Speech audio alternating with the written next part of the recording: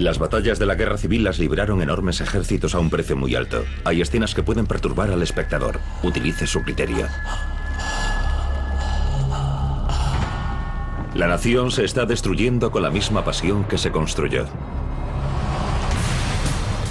La batalla más violenta librada jamás en territorio estadounidense se inicia accidentalmente por una escaramuza. Los dos ejércitos se enfrentan en un pequeño pueblo de Pensilvania. Pronto habría 50.000 bajas entre muertos, heridos y desaparecidos. Esta es la historia de 8 hombres que lucharon aquí. De los 3 días que cambiaron el destino de la nación.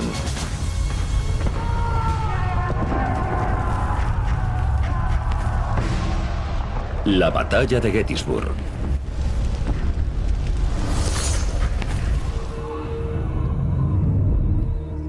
Han pasado 2 años desde el inicio de la guerra civil y el ejército confederado invade el norte. Un grupo de reconocimiento de los rebeldes se encuentra con resistencia de la Unión al oeste de Gettysburg. Hay una escalada bélica descontrolada.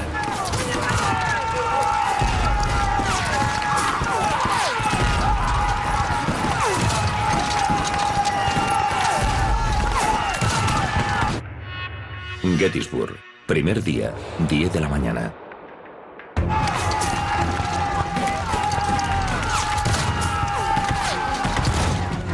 El teniente coronel Rufus Doss, de 24 años, comanda el 6º Regimiento de Wisconsin, de la Brigada de Hierro.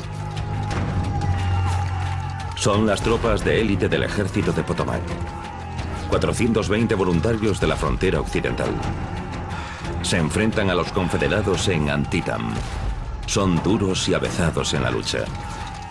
Los confederados los doblan en número, pero Doss y sus hombres consiguen hacerlos huir.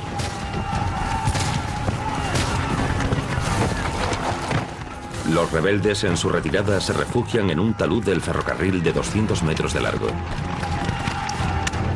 La ventaja es ahora para los rebeldes.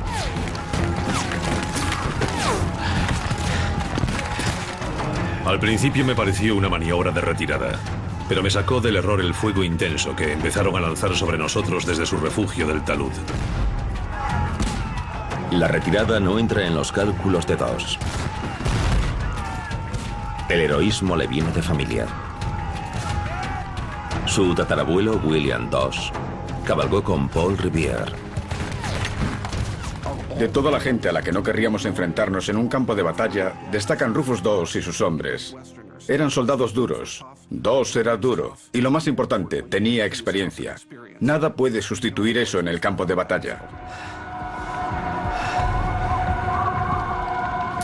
¡Carguen!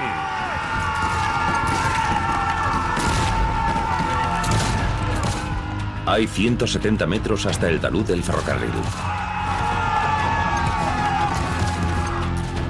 Doss perderá un hombre por cada metro avanzado.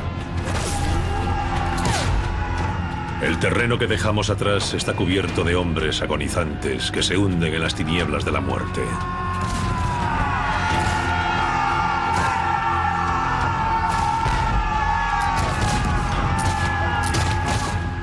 Debido al fragor y el humo espeso, para dirigir a las tropas, Doss confía en las banderas de los regimientos, en sus enseñas.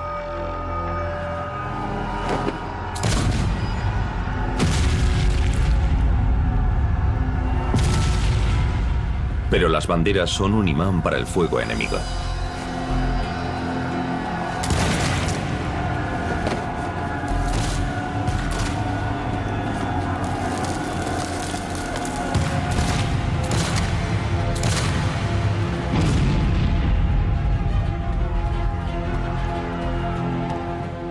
Los hombres caían heridos a decenas.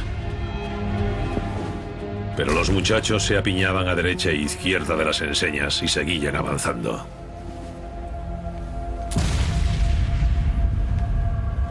En cuestión de minutos, Doss pierde a 10 hombres que portan los estandartes.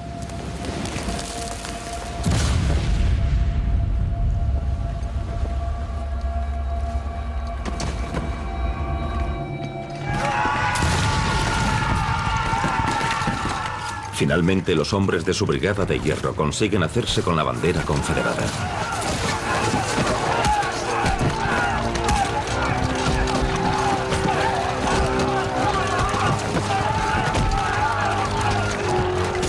El cabo Eggleston se adelantó para ponerle fin y recibió un disparo mortal. El soldado Anderson, furioso por la muerte de su valiente camarada, partió de un golpe brutal la cabeza del rebelde que había matado a Eggleston.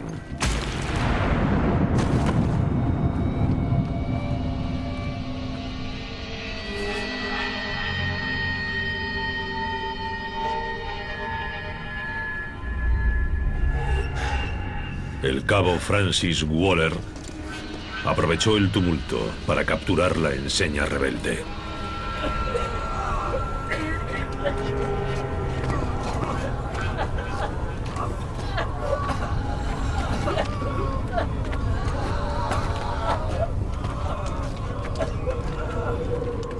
Vosotros, tirad los mosquetes.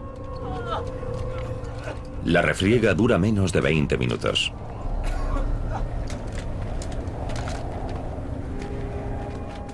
Hay 600 rebeldes muertos, heridos o desaparecidos. Dawes pierde casi la mitad de sus hombres. Dawes era uno de esos pocos soldados que son capaces de ver con claridad en medio del caos. Capaces de encontrar un propósito. Entiende que su presencia debe ser una inspiración para los soldados.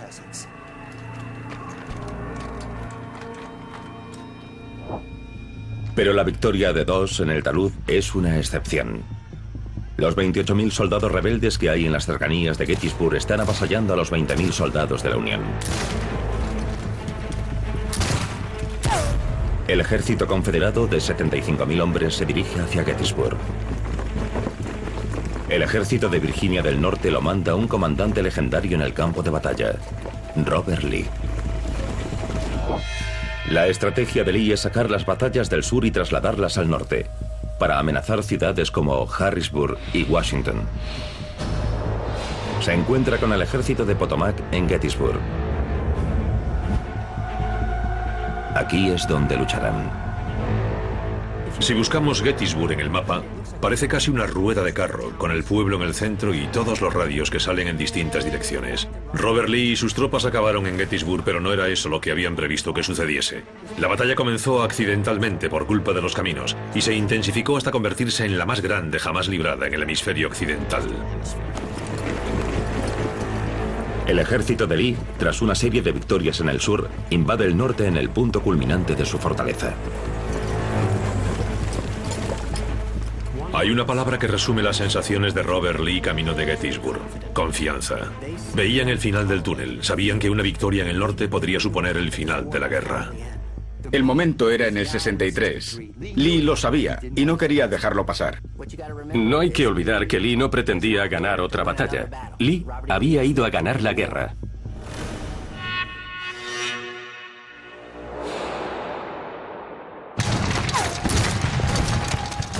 Las tropas de la Unión reciben una paliza en el extremo norte de Gettysburg. El 11º Cuerpo es lo único que se interpone entre el pueblo y los ataques rebeldes.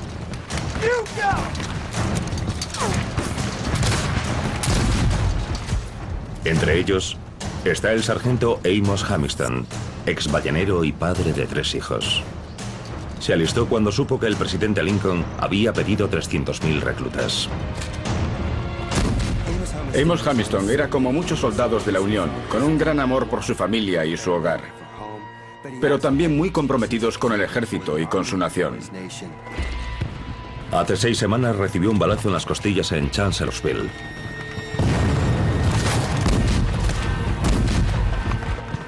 Solo pido morir en la batalla como un hombre.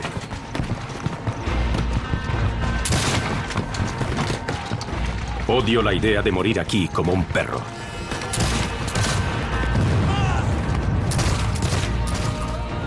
Las posibilidades juegan en su contra. ¡Fuego! El enemigo del 11º Cuerpo en la colina que domina el pueblo es el teniente general Dick Ewell, recientemente nombrado por Lee. Es un hombre tenaz, excéntrico e irreverente. Ewell perdió la pierna izquierda el verano pasado luchando contra la Brigada de Hierro en la segunda batalla de Bull Run. Ahora busca venganza. Stonewall Jackson, el legendario lugarteniente de Robert Lee, había muerto un mes antes en el campo de batalla. Ewell era su sustituto. Tenía mucho que demostrar.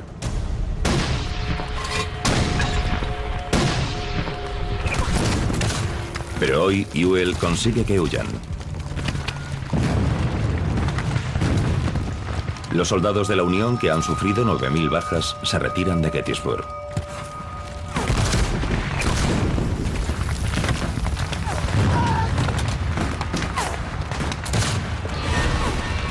Hamilton tiene órdenes de cubrir la retirada.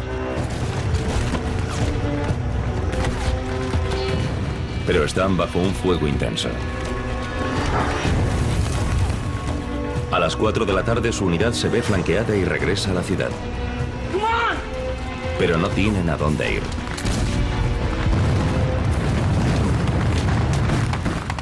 Las tropas confederadas de Ewell se despliegan por toda la ciudad.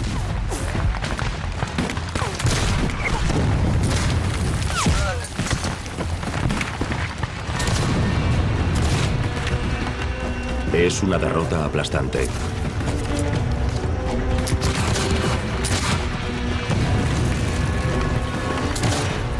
Amos Hamilton está rodeado. Tiene que luchar por su vida.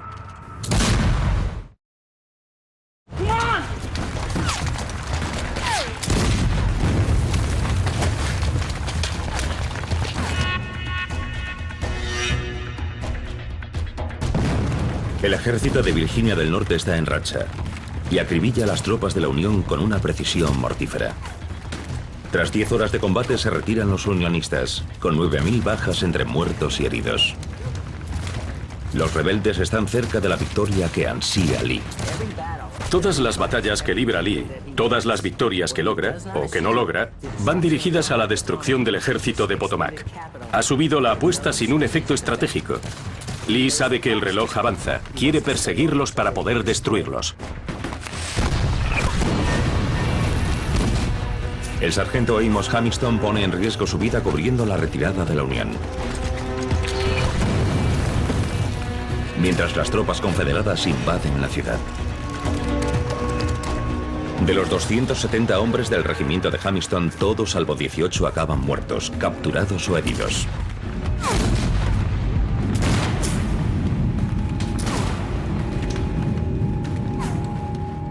Hamilton está atrapado. Mi querida esposa, ya habrás acostado a los pequeños, los habrás arropado con cariño. Mi Frankie, mi Ali y mi Fred. Habrán dicho sus oraciones. Puede que hayan pronunciado el nombre del que está lejos, en tierras del sur, y hayan deseado que estuviese allí para unirse al grupo.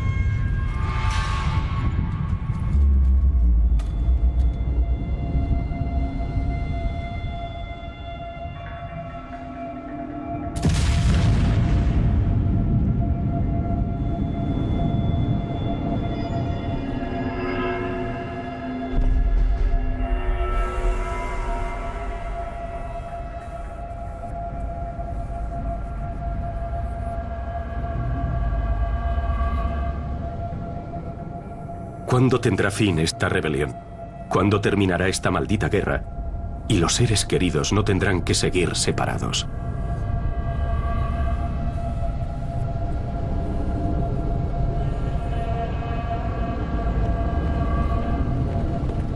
Los aterrorizados habitantes de Gettysburg se esconden donde pueden. incluso en la caja fuerte del banco. Otros huyen ante la llegada de los rebeldes.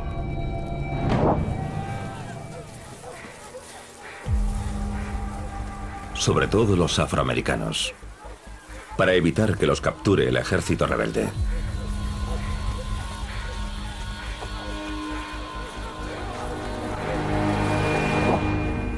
A 10 kilómetros al norte de la línea Mason-Dixon está el ferrocarril subterráneo de Gettysburg, una red de casas seguras para los esclavos fugitivos que huían al norte.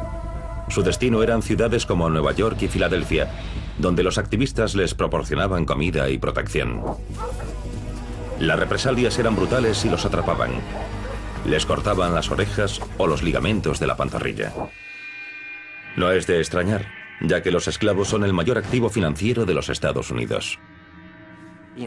La población esclavizada del sur tiene más valor intrínseco que todos los ferrocarriles, fábricas y bancos de los Estados Unidos juntos. Es un negocio de más de 3.500 millones de dólares. La riqueza del sur depende casi en su totalidad de los esclavos. Tanto si analizamos los derechos del Estado como los aspectos políticos del problema, todo nos conduce a la esclavitud. La esclavitud está en el centro de todas las causas de la guerra civil. Al caer la noche en Gettysburg, ondea la bandera confederada.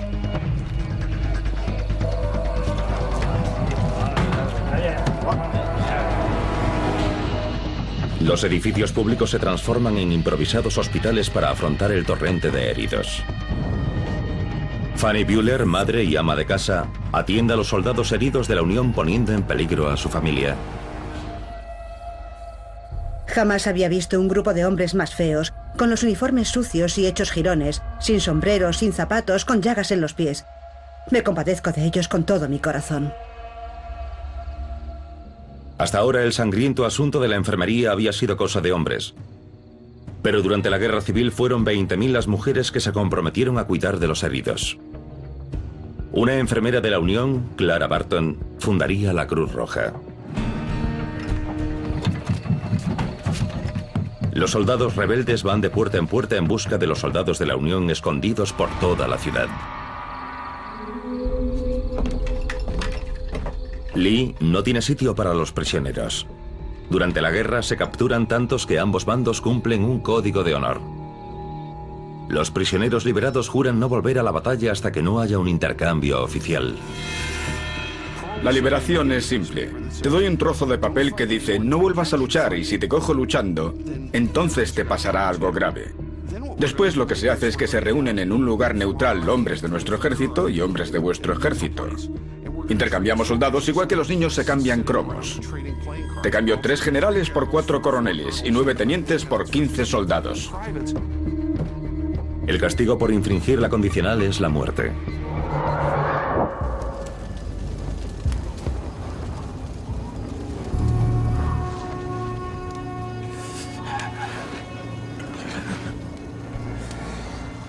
Amos Hamilton está herido y solo en un patio en medio de la ciudad.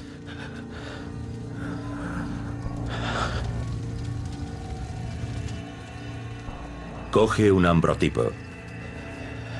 Una imagen fotográfica de sus 3 hijos en una placa de cristal. Un regalo de su esposa cuando se fue a la guerra.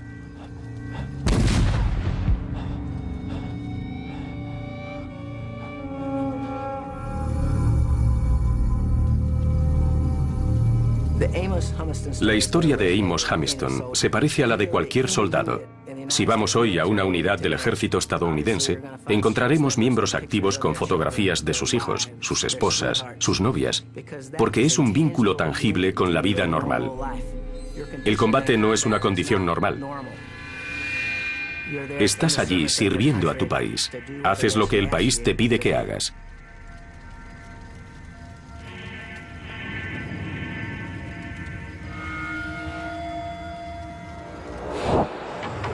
Pero tanto el norte como el sur suben las apuestas. Rufus II y el ejército de la Unión cavan en las colinas que rodean la ciudad.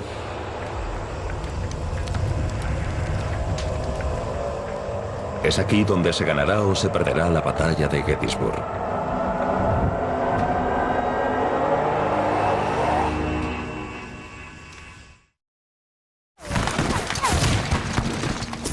Las tropas unionistas con numerosas bajas abandonan Gettysburg.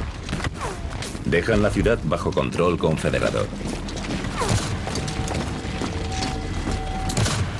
Podría parecer que el primer día de batalla fue una gran pérdida para la Unión. Recibieron una paliza, pero el combate intenso que hubo al norte y al oeste de la ciudad, la resistencia de algunos en las calles de Gettysburg, permitieron que ocupasen las posiciones elegidas. Se retiraron a una serie de colinas cercanas de unos 250 metros de alto. La altitud del terreno dio a la Unión una ventaja militar crucial.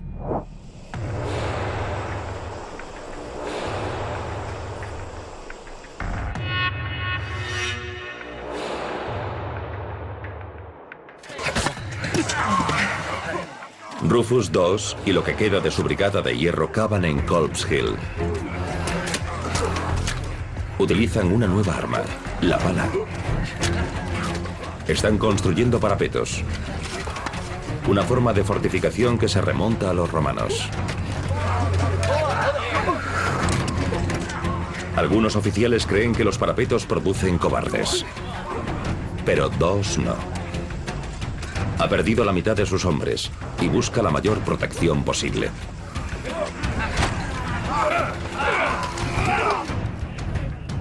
Abajo, Ewell tiene órdenes de Robert Lee de ocupar las colinas de Cemetery y Culp, pero con pocas bajas si es factible. Ewell decide esperar los refuerzos. Es una decisión de gravísimas consecuencias. Levanta la vista, ve la cantidad de trabajo que hay allí arriba. Sus hombres están cansados de la marcha que han hecho desde la última batalla librada.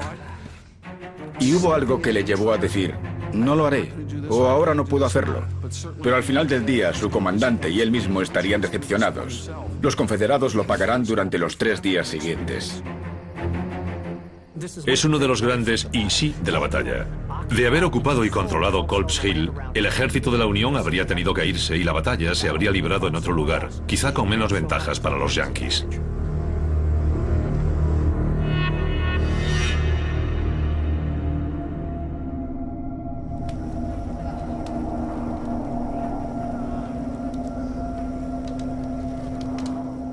En los campos de Gettysburg se hace una nueva y espantosa recolecta. Los muertos y heridos del primer día. El doctor LeGrand Wilson atiende a los heridos de ambos bandos. Es un confederado muy religioso, natural de Jackson, Mississippi, y educado en el norte. Su familia tiene 40 esclavos en Mississippi.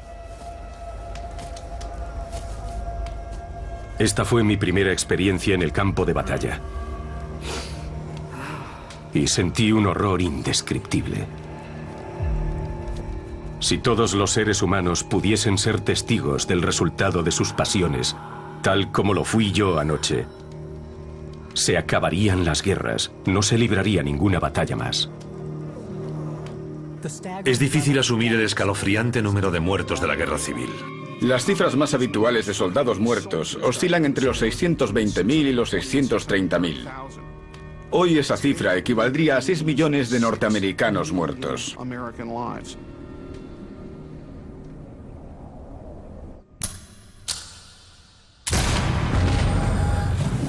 Hubo una innovación que hizo esta guerra tan mortífera, la bala Minié. El 90% de los soldados atendidos por Wilson son por heridas de bala Minié.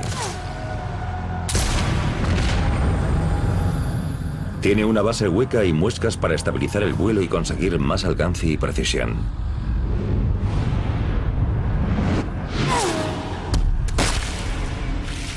Tras el impacto se achata y provoca heridas mucho más grandes que las tradicionales balas de mosquete. Esa deformada bala hace añicos los huesos, cuyas astillas destrozan el cuerpo. Las muescas de la bala transportan bacterias letales que provocan gangrena. La única solución es la amputación.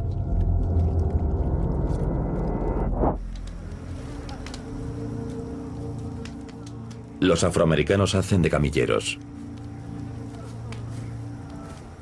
Algunos esclavos aprovechan la invasión para huir. Al final de la guerra son 500.000 los esclavos que han huido al norte. 150.000 de los cuales se alistaron en el ejército de la Unión.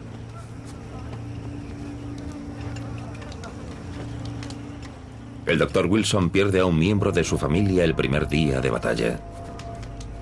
Entre los muertos estaba mi sobrino, el teniente George Adrian House, que recibió un balazo en la ofensiva del enemigo esta mañana.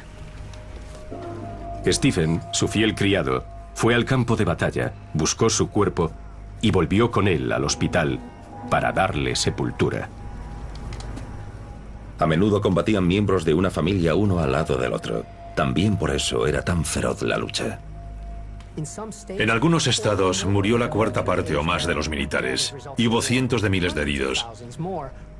En determinados casos desaparecieron durante la guerra civil todos los jóvenes de una ciudad.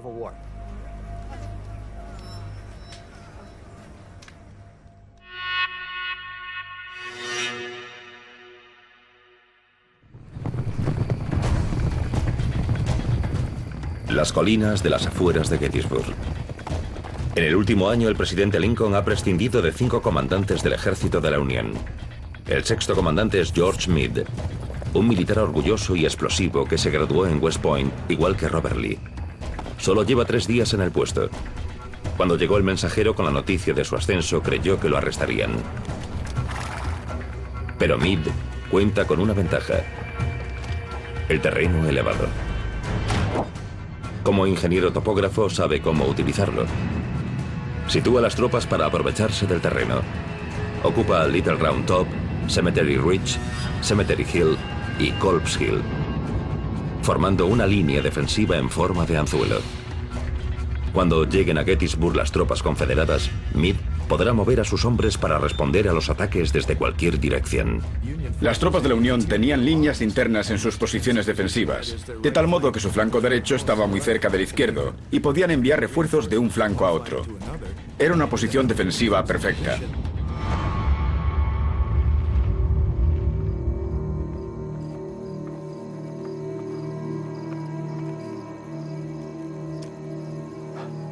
Las tropas rebeldes de la ciudad no se fijan en Amos Hamilton.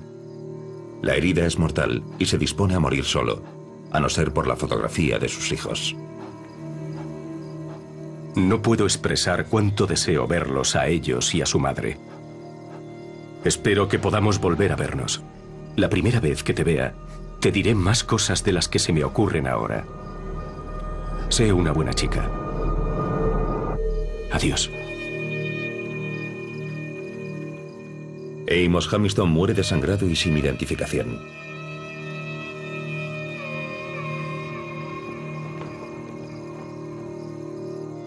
El temor de una muerte anónima persigue a los soldados de ambos bandos. Algunos cosen el nombre en el uniforme. Faltan 40 años para las placas de identificación. Durante la guerra desaparecerán 400.000 soldados en combate. Es imposible imaginarse la magnitud de la muerte, del sufrimiento. Es imposible imaginarse una carnicería de tal calibre.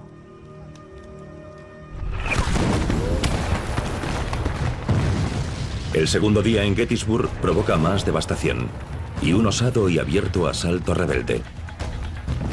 Está en juego la victoria en Gettysburg y quizá en la guerra civil.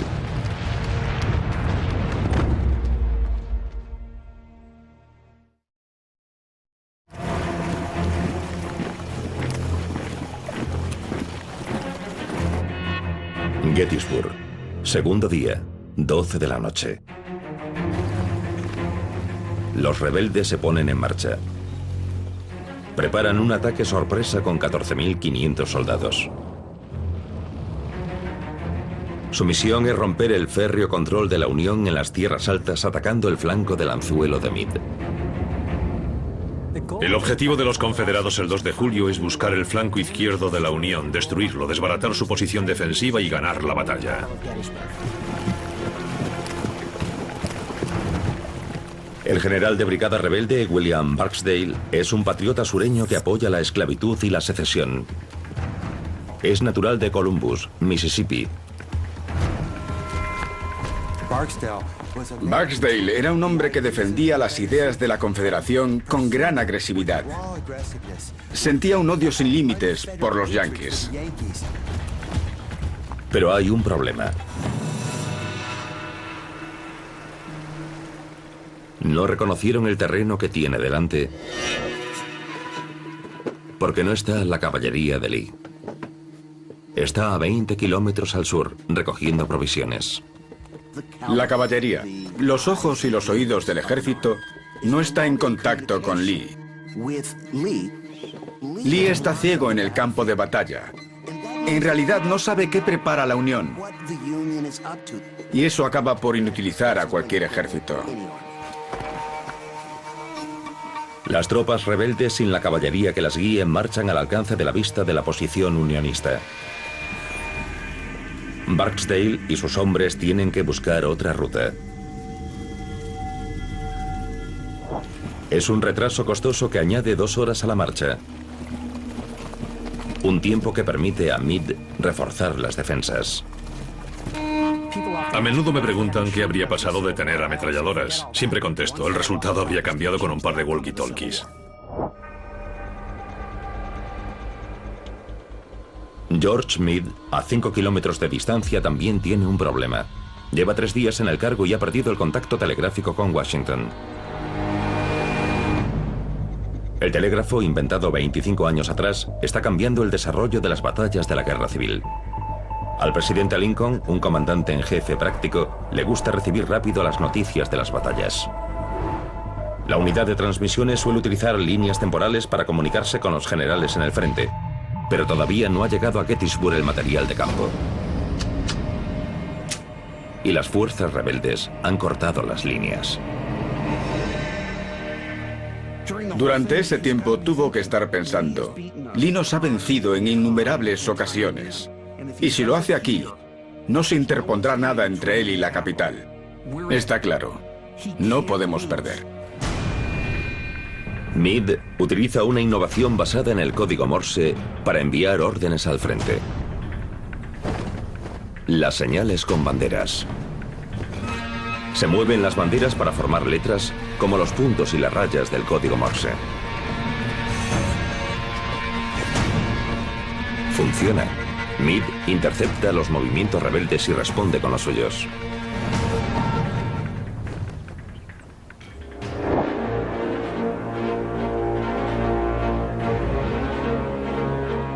Mientras tanto, en Culp's Hill, Rufus II aguarda con lo que queda de su brigada de hierro.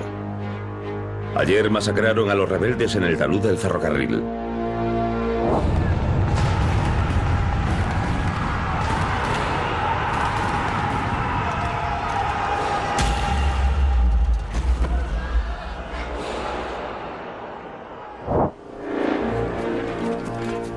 Hoy están con 11.500 hombres defendiendo el flanco derecho del anzuelo. El anzuelo de Meade, que tiene 5 kilómetros de largo, es formidable. Tiene defensas pesadas en los puntos altos que hacen la línea casi impenetrable siempre que las tropas permanezcan en su posición.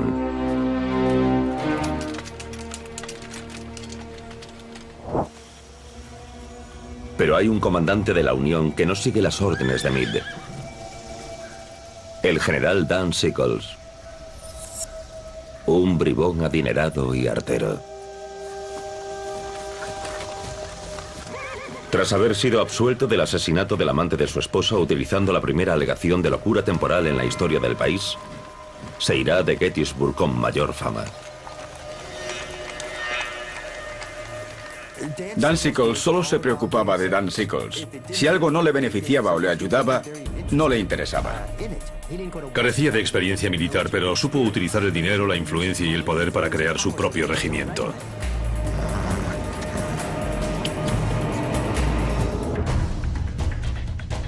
Sickles no siguió las órdenes de Meade y adelantó demasiado su tercer cuerpo, lo que rompió el anzuelo y dejó expuestos los flancos. Un tropiezo que podría costarle a la Unión la batalla y quizá la guerra.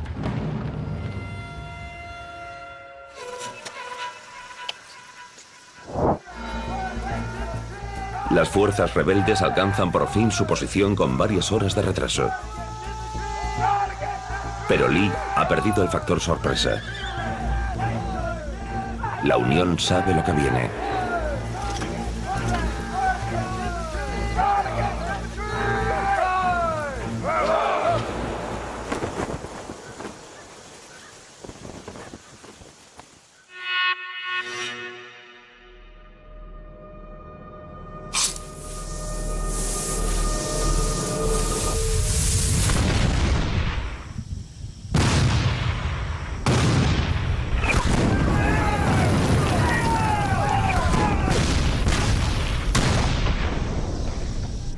En Colps Hill, 2 oye que comienza el asalto.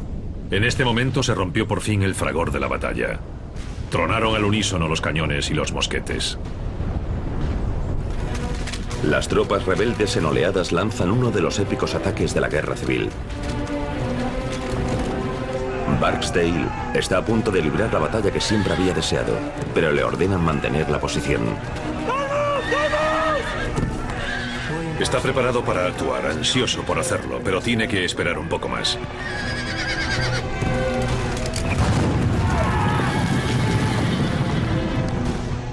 El plan es coger 10 brigadas confederadas y atacar con ellas, de 2 en 2.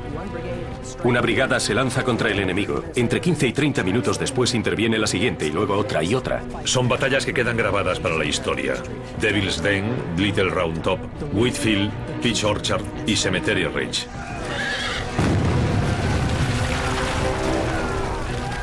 Barksdale ve que la Unión es vulnerable por culpa del error de Sickles. Es la gran oportunidad para la victoria del sur. Pero todavía tiene órdenes de mantener la posición.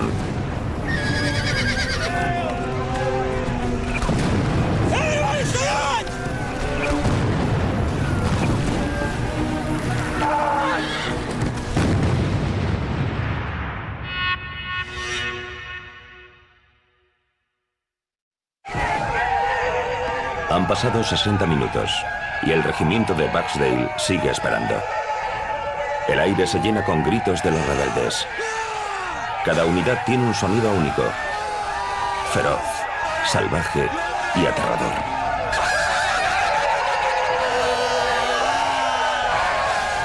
Con Barksdale está el soldado Joseph Lloyd, de 21 años, peón, natural de Big Hawk, Mississippi. Como portador del estandarte es una pieza codiciada para los tiradores de la Unión.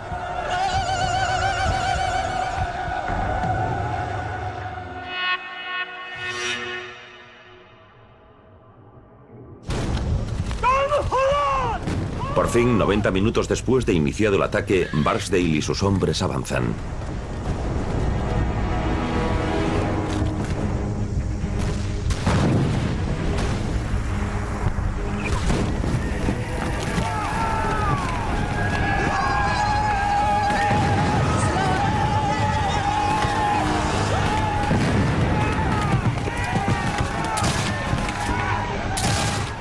Se lanzan hacia la posición de Sickles bajo el fuego enemigo.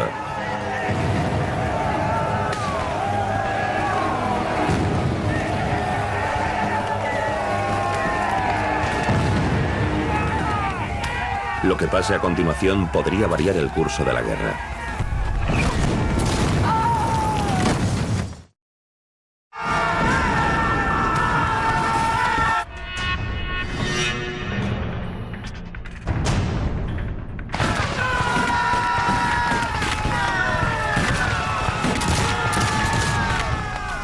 William Barksdale y su brigada de Mississippi, llenos de adrenalina y seguros de su causa, atacan por fin. Estos 1.600 hombres forman parte de una ofensiva general. 21.000 soldados que atacan la línea de Meade desde Little Round Top hasta Cemetery Ridge. Un asalto total para ganar la guerra civil ya. La misión de Barksdale es romper las defensas de la Unión en Cemetery Ridge. No tarda en llegar su oportunidad. El general de la Unión, Dan Sickles, ha desobedecido las órdenes y se ha movido de su posición. Son vulnerables, el blanco perfecto para Barksdale y sus hombres. Si Barksdale y otras brigadas confederadas consiguen aprovechar el hueco en las líneas unionistas, el ejército de la Unión quedaría partido en dos. Las tropas de Barksdale son imparables y apabullan a los hombres de Sickles.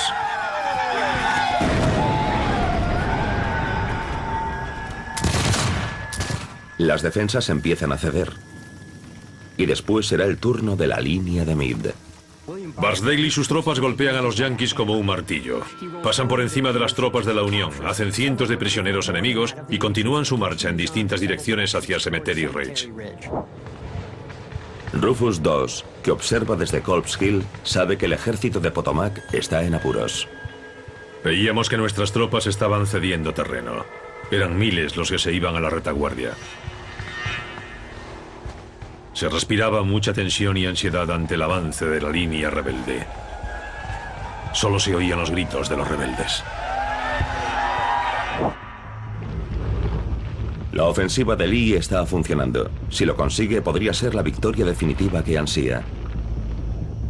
Meade no tiene más opción que enviar 8.000 soldados de refuerzo de Culp's Hill para detener a los rebeldes.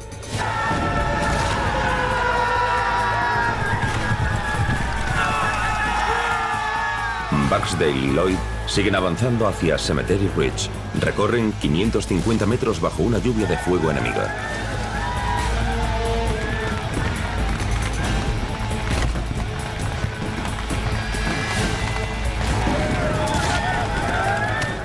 El general de la Unión, Dan Sickles, no tiene tanta suerte. Un cañonazo le amputa una pierna.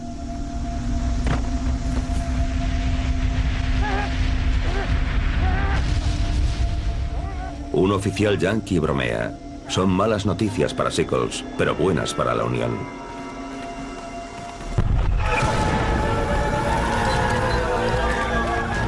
La brigada de Mississippi, mandada por Barksdale, tarda casi una hora, pero logra romper la línea de Sickles.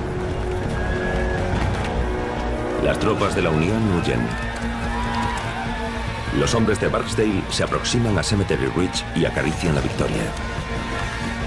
Pero se encontrarán con 20 cañones de la Unión a 350 metros de distancia, capaces de hacer 2 disparos por minuto.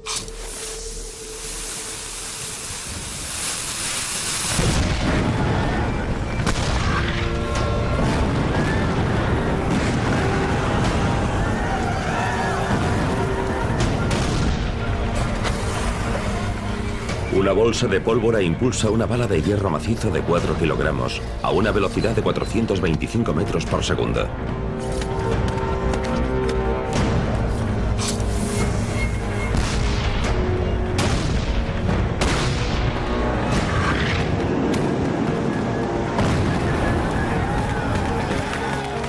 A esta distancia, Barksdale y Lloyd acabarán destrozados. Barksdale resulta gravemente herido durante el ataque. Le dan en el muslo izquierdo. Es una herida peligrosa que sangra abundantemente. Le piden que abandone la batalla y se niega. Sigue dirigiendo el ataque. Pierde parte del pie izquierdo, pero sigue a caballo capitaneando el ataque. Sabe lo que hay en juego. La brigada de Mississippi está a punto de atravesar las líneas de la Unión cuando los refuerzos de Meade se lanzan sobre Barksdale y Lloyd. Vuelvo al frente y veo que el enemigo sale de entre los arbustos y nos dispara. Vienen de lo alto de la colina y están frescos. Nuestro valiente Barksdale vino hacia nosotros y nos dijo: directos a los arbustos. Los exhaustos hombres de Barksdale acaban rompiendo la formación y perdiendo la potencia combinada. La enseña rebelde hace de Lloyd un imán para las balas. Una sacudida, como si tuviese una barra en la mano izquierda y se hubiese clavado en la tierra.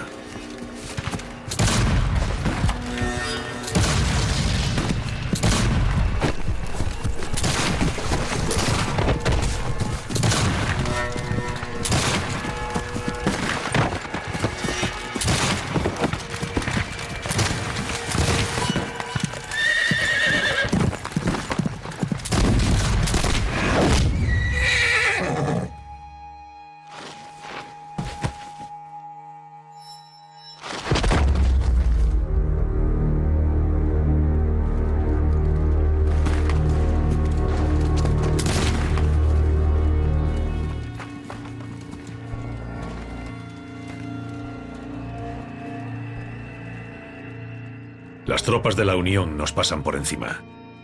Uno de ellos me hace un cabestrillo para el brazo. y me desea suerte.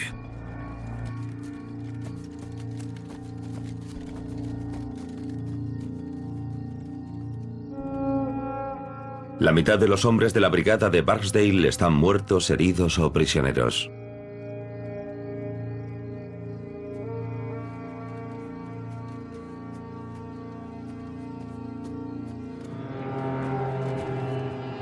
Lloyd se encuentra por casualidad con su comandante herido. Oí un lamento a mi derecha. Me giré y era el general Barksdale.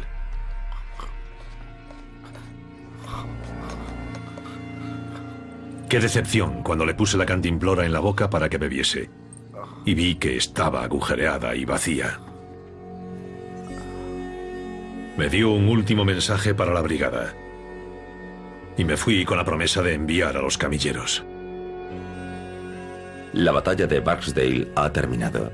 Sus últimos pensamientos son para la familia. Nunca me he arrepentido de los pasos dados. Y tampoco lo haré ahora, a pesar de estar muriéndome. Señor, cuida y vigila a mi querida esposa y a mis niños. Diles que he muerto como un valiente.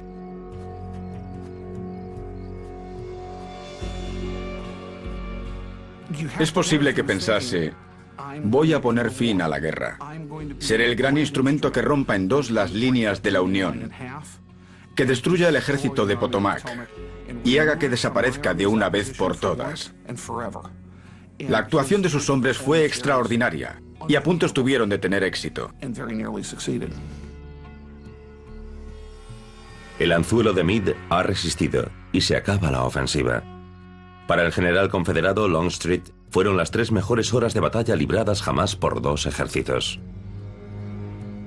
Hay 16.000 muertos, heridos o desaparecidos entre los 2 bandos. Pero el segundo día todavía no ha terminado.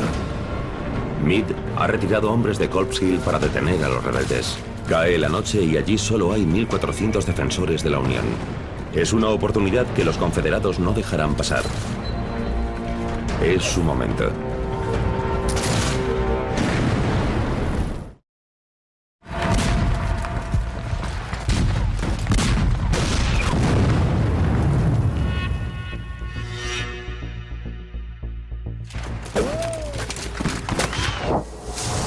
En Culp's Hill, Robert Lee ve una nueva oportunidad de victoria. Meade ha retirado 8.000 unidades de la colina para detener el ataque rebelde. Solo quedan 1.400 soldados de la Unión. Se ponen en marcha 4.500 rebeldes dispuestos a matar.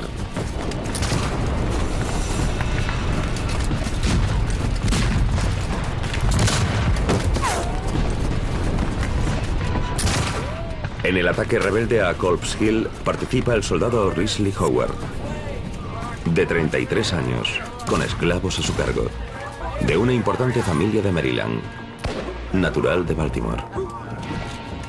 Su abuelo luchó con Washington en la Revolución. Ahora él lucha para dividir la nación que crearon ellos. Para disgusto de Howard, Maryland se alineó con el norte.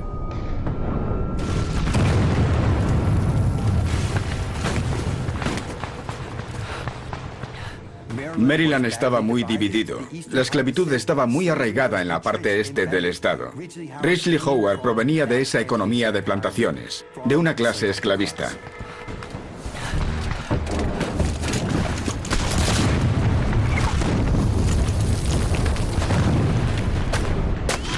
Howard y los rebeldes de Maryland atacan las defensas cavadas por la Unión en la colina. Los primeros parapetos están a 350 metros.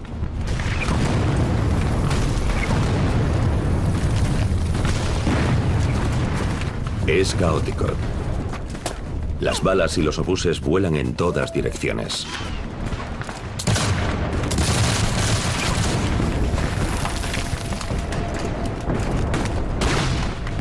Había soldados federales atrincherados tras parapetos hechos de troncos, rocas y tierra.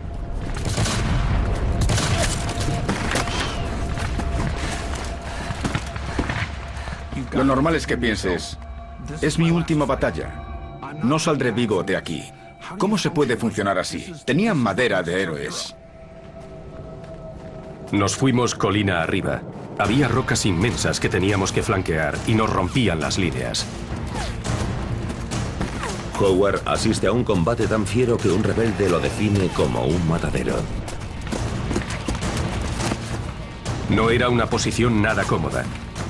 Se oían gritos continuos porque disparábamos a nuestros hombres.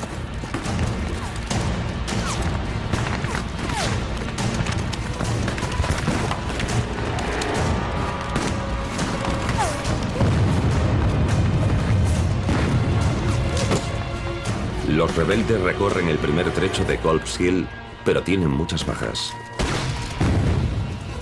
El premio lo merece. Detrás de Culp's Hill está Baltimore Pike, la principal ruta de aprovisionamiento y retirada de la Unión. Si los confederados conquistan Culp's Hill y controlan ese punto, el ejército de la Unión tiene que irse. Tras 2 días de batalla, los hospitales de campaña están repletos de heridos de ambos bandos. El soldado Joseph Lloyd está en uno, a punto de perder un brazo. Le acompaña el ayudante negro de Barksdale, que tiene 23 años. Durante la guerra civil, por cada soldado muerto en combate, morirán 2 de enfermedad tras recibir atención médica. La solución más rápida para casi todas las heridas en las extremidades es la amputación. La medicina está en pañales, pero disponen de anestesia. Hace poco que se descubrió el cloroformo y se administra morfina con profusión. También hay 4.000 litros de whisky. LeGrand Wilson, el cirujano confederado, lleva un día entero atendiendo a los heridos. El paciente puede estar sentado en una silla o en el borde de la cama mientras le pongo el torniquete. Un ayudante le sostiene la mano mientras otro lo agarra por el antebrazo.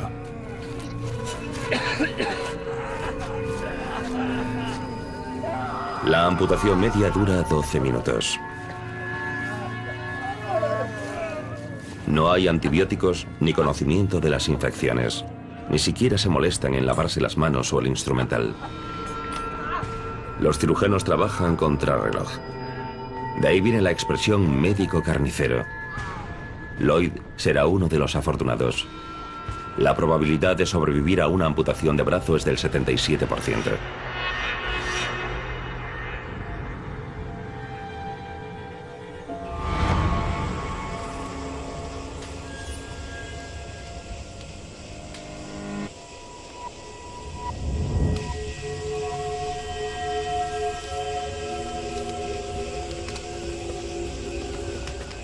Rufus II y sus hombres están entre los defensores que quedan en Culp's Hill.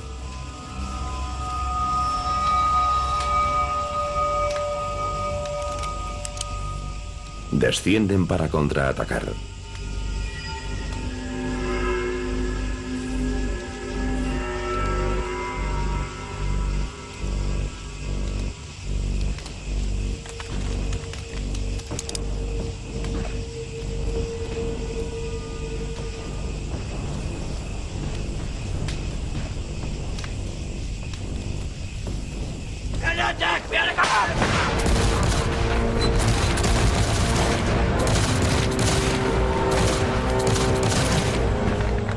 Cuando nos acercamos a los parapetos, a nuestra derecha sonaron los mosquetes de la Unión.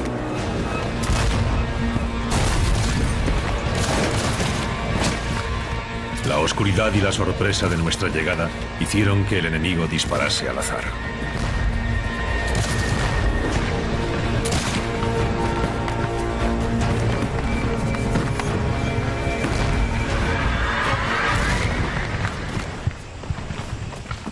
Dos y sus hombres ganan la escaramuza. Pero son la excepción, igual que el primer día.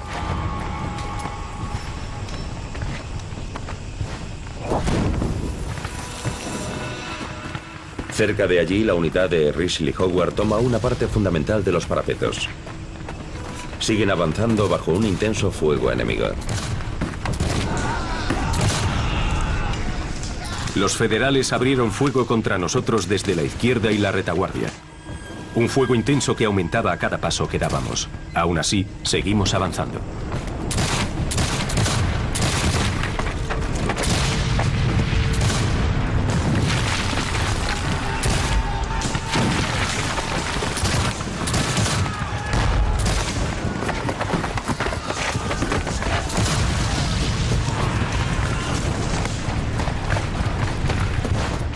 Están solo a 450 metros de Baltimore Pike, una posición que amenazaría todas las líneas de la Unión. Pero la noche y un terreno desconocido hacen que se pierda una gran oportunidad. Estarían en la retaguardia del ejército de la Unión, en el flanco izquierdo incluso, pero por culpa de algo tan simple como la oscuridad, no sabían lo cerca que estaban. Dejan de disparar, incapaces de distinguir al amigo del enemigo. Si los confederados hubiesen tomado Culp's Hill la noche del 2 de julio y seguir avanzando, habrían capturado las líneas de comunicación de la Unión en Baltimore Pike. Allí estaban los carros de provisiones, la artillería de reserva. Eso habría obligado a Meade a retirarse. Habría sido un factor crucial para la victoria confederada.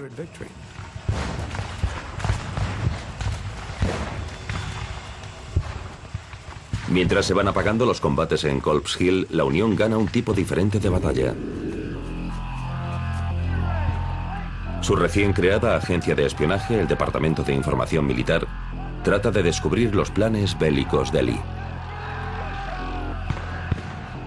Los agentes yanquis interrogan a los prisioneros confederados y ven que hay cautivos de todas las divisiones rebeldes de infantería salvo una, la de George Pickett.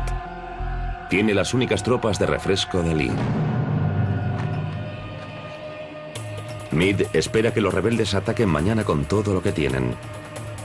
Lo más probable es que el ataque lo dirija George Pickett.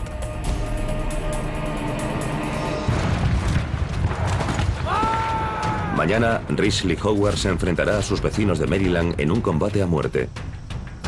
Y Robert Lee lanzará un asalto abierto y definitivo, la carga de Pickett.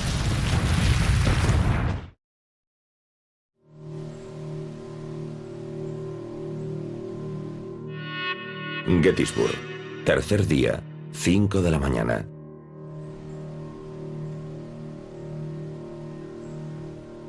Las apuestas nunca habían sido más altas.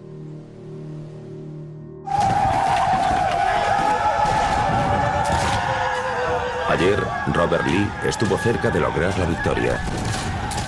Las tropas confederadas atacaron el flanco izquierdo de la Unión y casi lo atraviesan.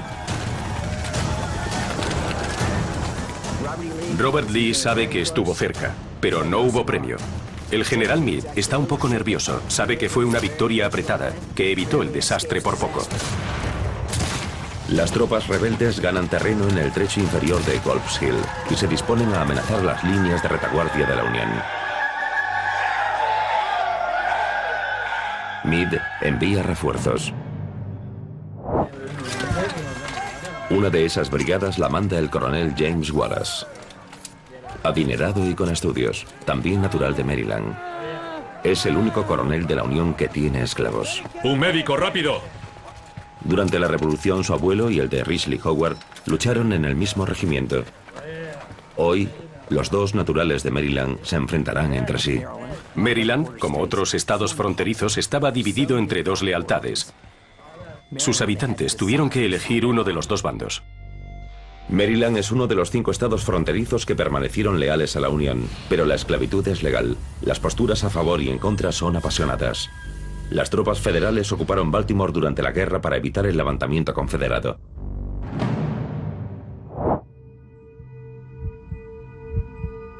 En Culp's Hill, la unidad de Risley Howard se dispone a atacar. Su objetivo son las defensas ocupadas por soldados unionistas naturales de su mismo estado.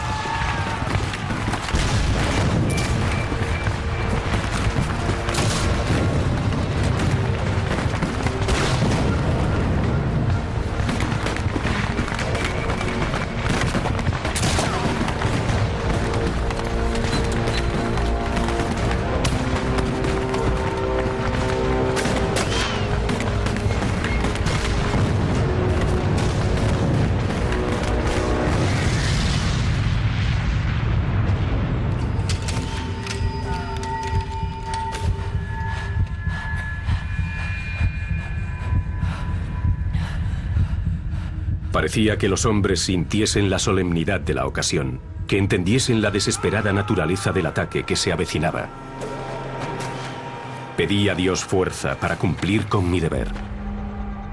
Anoche los rebeldes superaban a los defensores de la Unión 3-1. Hoy la situación ha dado la vuelta.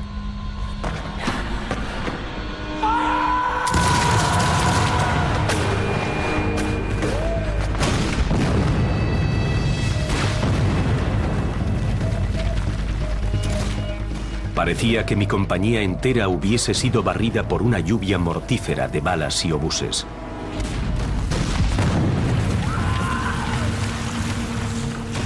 Es como si se apoderase de mí un demonio.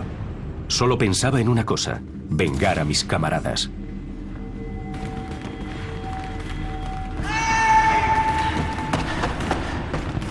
¡Fuego!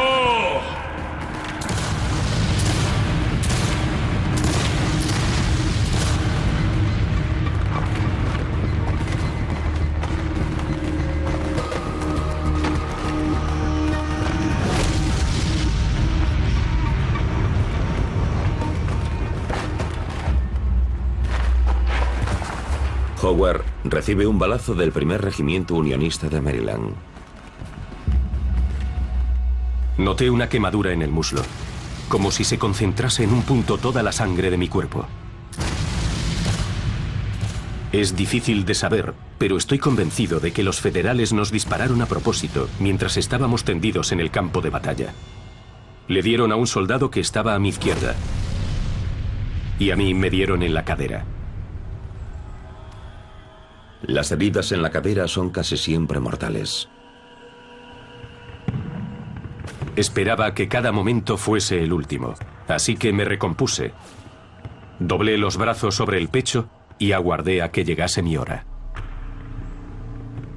El tiempo se ralentiza mientras Risley Howard se dispone a morir.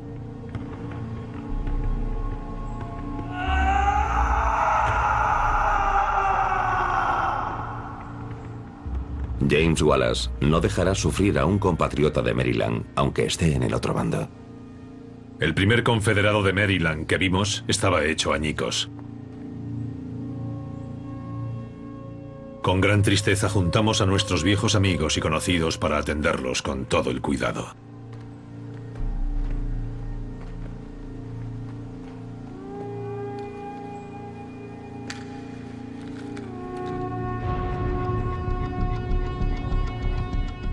No sé cuánto tiempo estuve tendido. Los segundos parecían minutos y los minutos horas. En auxilio de Howard acuden los soldados que menos esperaba. Las mismas tropas de la Unión que le dispararon. Me preguntaron a qué regimiento pertenecía. Contesté que al batallón de Maryland, y ellos me dijeron: ¿sabéis que estáis luchando contra vuestra gente? Contesté, sí. Y pensamos acabar con ellos.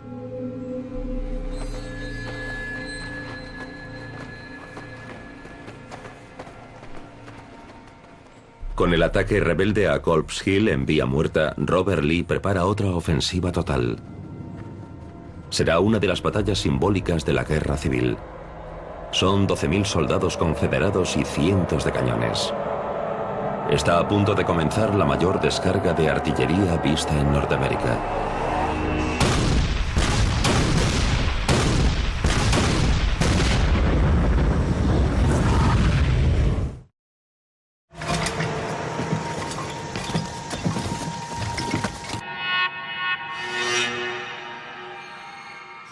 Tras 2 días de ofensivas y contraofensivas, Robert Lee se dispone a lanzar el ataque que decidirá la batalla de Gettysburg y el rumbo de la guerra.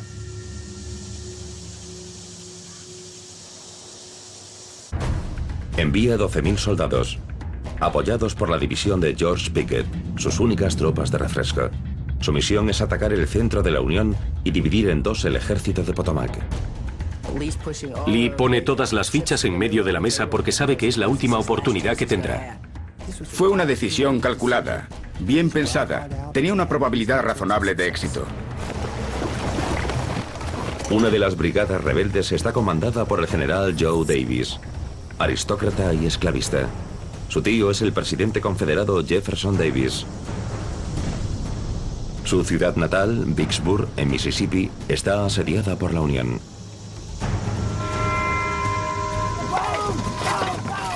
Para debilitar las defensas unionistas, los confederados montan 160 cañones. Una línea de artillería de 3 kilómetros de largo. Enfrente hay 100 cañones de la Unión. Hay 30 grados y una humedad brutal.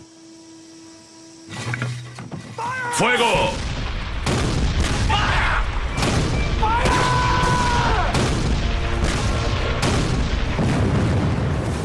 Es la mayor descarga de artillería en la historia del hemisferio occidental.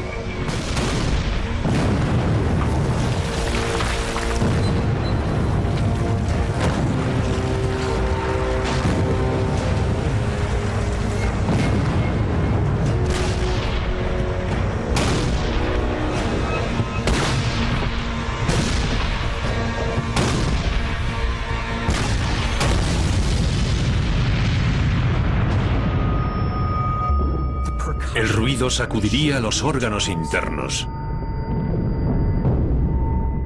que en algunos casos se desgarrarían. Se romperían las membranas de los oídos, y eso haría brotar un reguero de sangre en la cara de los artilleros.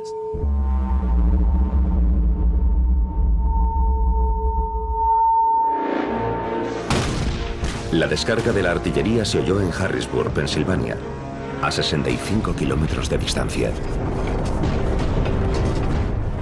¡Alto el fuego! Los comandantes de la Unión ordenan silenciar los cañones para hacer creer a Lee que ha destruido la artillería unionista.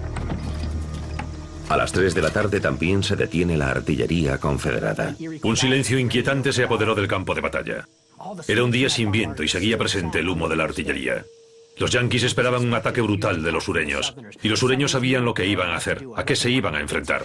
Debió ser un momento intenso mientras se cruzaban sus miradas.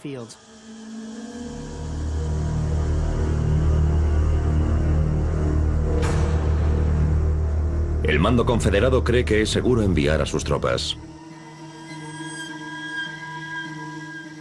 Es el momento de iniciar una de las grandes batallas simbólicas de la guerra civil.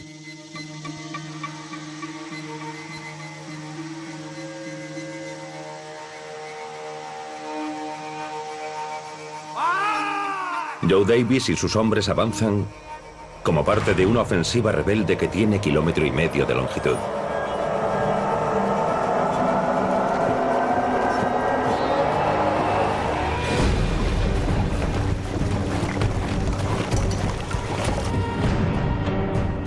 Para llegar hasta las líneas de la Unión deben recorrer 1.500 metros de campo abierto y subir una colina.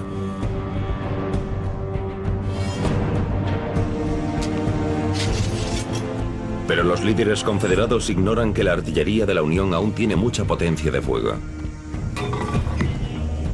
Solo están esperando a que los rebeldes se pongan a tiro. Joe Davis y sus hombres van hacia una descarga infernal de artillería.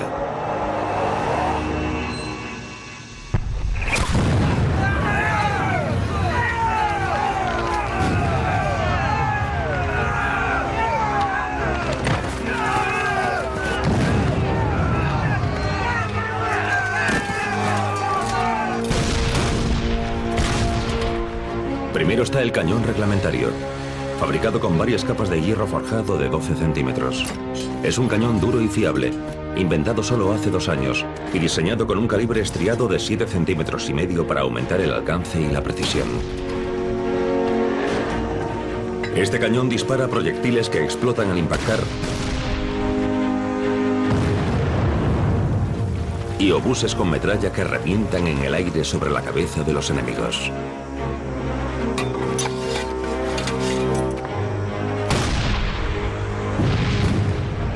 Un disparo puede matar a 10 hombres. Estar en el punto de mira de uno de los proyectiles del cañón de reglamento sería terrorífico. No sabes lo que te espera. Solo te lo imaginas. De repente los hombres que estaban a tu lado se han ido. Se han evaporado.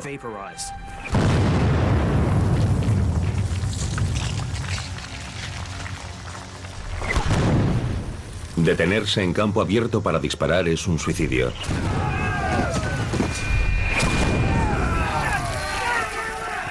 Y es inútil.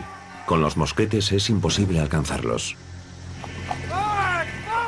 Davis sabe que tienen que seguir avanzando.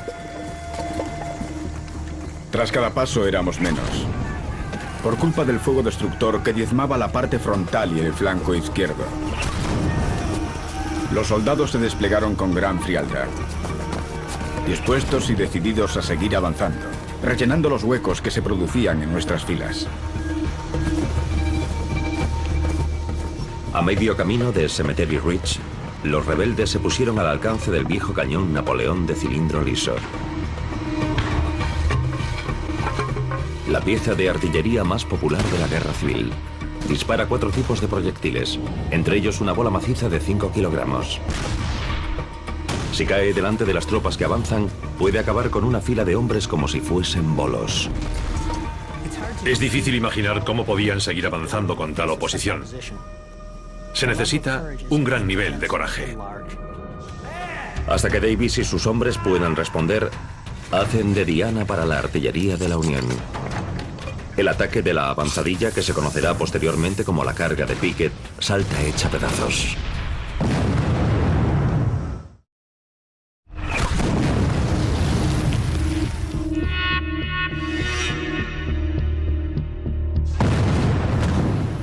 La ofensiva de Lee se aproxima a las tropas enemigas en Cemetery Ridge. La artillería de la Unión los está masacrando. Es el momento de la verdad en Gettysburg para ambos ejércitos. Joe Davis y sus hombres están a 350 metros de la artillería unionista, al alcance de los proyectiles de metralla. El cartucho es el arma más devastadora de la época. Son latas de metal con 28 bolas de hierro en el interior.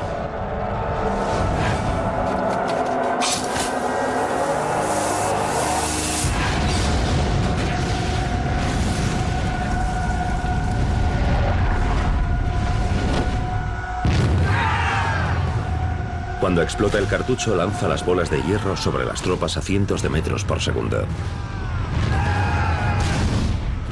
Los cartuchos hacen de ese cañón una escopeta gigante. Es capaz de aniquilar a 20 hombres de una sola vez o más. Los hombres quedan destrozados. Cabezas, piernas, brazos. Para los otros soldados era desmoralizador ver el resultado.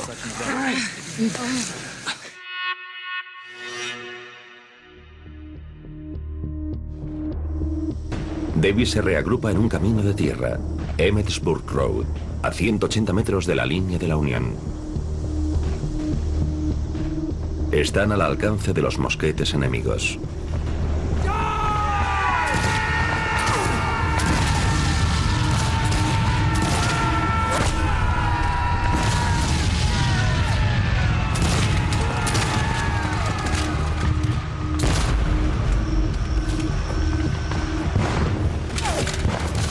En una cerca que usan para protegerse reciben más de 800 disparos de rifle.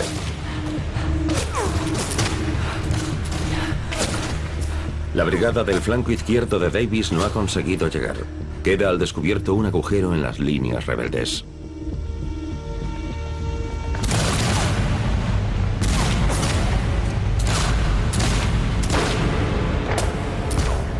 Unos cuantos hombres llegan con Davis a las líneas de la Unión y colocan la bandera en un muro. Es un gesto valiente pero inútil.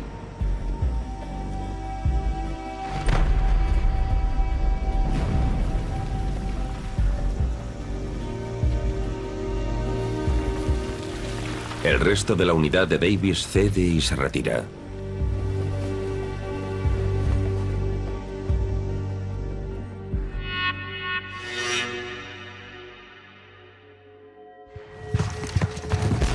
Las tropas rebeldes dirigidas por George Pickett consiguen abrirse paso a través de las líneas de la Unión y saltan el muro. Los tiradores de la Unión disparan a quemarropa.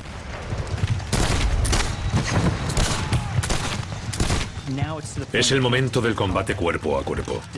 No puede ser más brutal. Se lucha con las culatas de los mosquetes, con cuchillos. Se utilizan las bayonetas como armas ofensivas. Los rebeldes destruyen 3 cañones, pero son aplastados.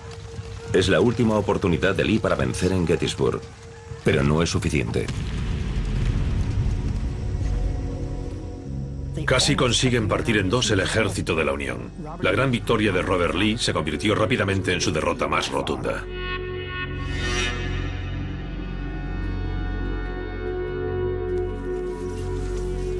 Las fuerzas rebeldes se retiran. Se ven obligados a volver sobre sus pasos, a recorrer el mismo terreno por el que avanzaron con tanta valentía. Más de la mitad de los hombres que iniciaron la carga de Pickett están muertos, heridos, cautivos o desaparecidos. Lee pierde en Gettysburg la tercera parte de su ejército. Es la batalla más sangrienta librada en suelo norteamericano. Hay más de 50.000 bajas. La osada invasión del norte por parte de Robert Lee ha fracasado.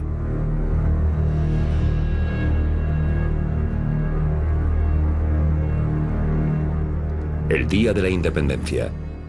Rufus II de la Brigada de Hierro cumple hoy 35 años.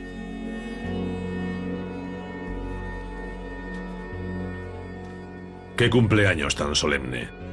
Mi pequeño grupo, ahora con solo 200 hombres, ha estado enterrando los cadáveres ensangrentados de amigos y enemigos.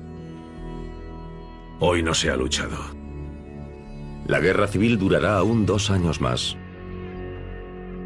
Gettysburg no fue la última oportunidad de victoria de Lee, pero sí la mejor. No volverá nunca a estar tan cerca. Hizo que los del norte creyesen que el alto mando militar de la Unión podía rivalizar con Robert Lee en el campo de batalla. Nadie pensó que se acercase el final de la guerra, pero en el norte, muchos sacaron de Gettysburg la esperanza de que el viento podía cambiar y soplar a su favor. Esta batalla es un acontecimiento crucial y significativo para la nación.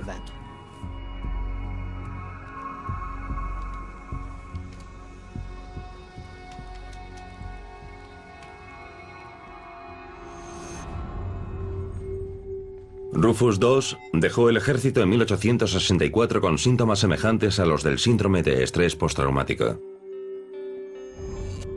Su hijo Charles llegaría a ser vicepresidente de los Estados Unidos bajo el mandato de Calvin Coolidge. Cuando Joe Davis despertó, supo que Ulysses Grant había conquistado Vicksburg, su ciudad natal. Cayó gravemente enfermo, pero siguió al pie del cañón. Acompañó a Lee a Appomattox para firmar la rendición del sur.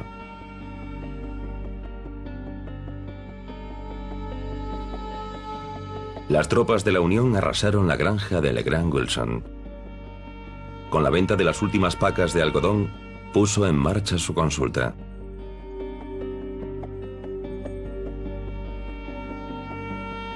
Risley Howard se recuperó de las heridas y volvió a la guerra. En 1864 perdió una pierna en Cold Harbor.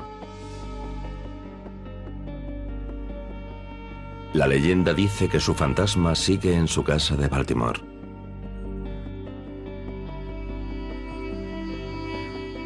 Fanny Bueller y los habitantes de Gettysburg se ocuparon de cuidar de los soldados heridos y de arreglar los destrozos.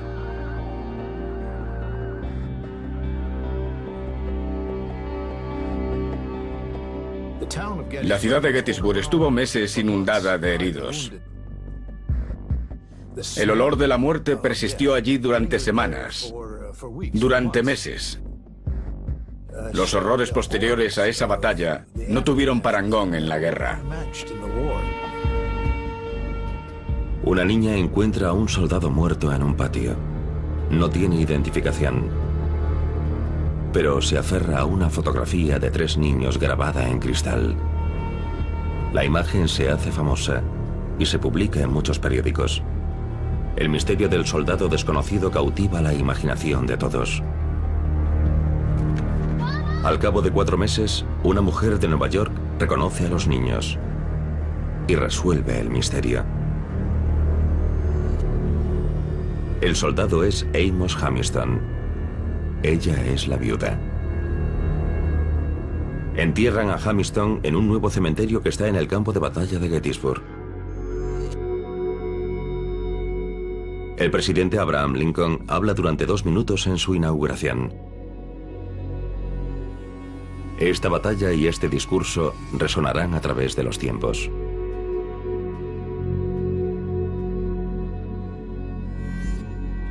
Estamos decididos a que estas muertes no hayan sido en vano.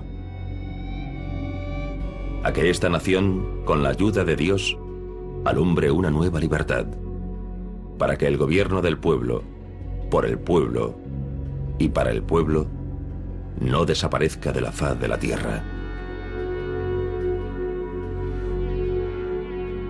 Gettysburg fue un momento crucial en la guerra y decidió el futuro de América.